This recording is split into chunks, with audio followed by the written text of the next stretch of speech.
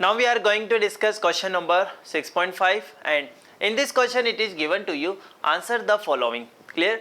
Now A, B, C, and actually we have four part A, B, C and D. So first we are discussing about only part A. So in part number A, the question is given to you, the casing of a rocket in flight burns up due to friction. Okay.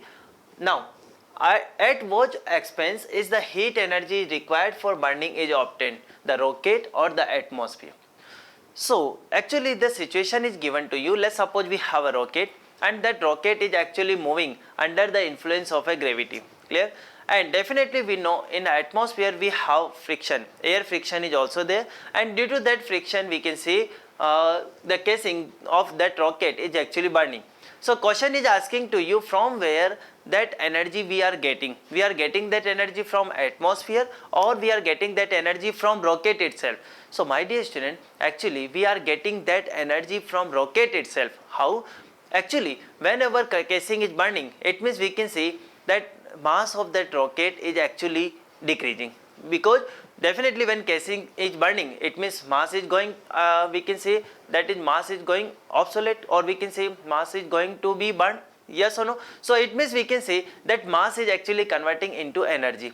Clear everyone? Or we can also say because the kinetic energy and potential energy is also changing with the rocket. So from here we can say that energy is getting. Clear? So conclusion is here.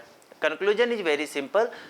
The energy that is required to burn that casing is actually gained by rocket itself. Clear? So this is all about part number A. Clear? Now if I discuss part number B, in this question it is given comets move around the sun in highly elliptical orbits. Fine. The gravitational force on comet due to the sun is not normal to comet's velocity in general. Fine, this is clear. Yet the work done by gravitational force over every complete orbit of comet is zero. Why? Clear? So let's suppose I am saying, let's suppose you can assume this is an elliptical path. Clear? Let's suppose here we have a sun. Let's suppose here we have a comet. Clear? So definitely we can say if we join these two, clear, comet and the sun, I can see gravitational force is acting in this direction and velocity is acting in this direction. And definitely at each and every point velocity is changing.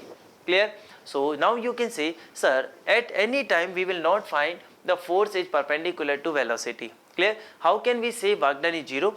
Now you can say actually this gravitational force that is acting between comet and the sun, it is a conservative force, and we can say if this is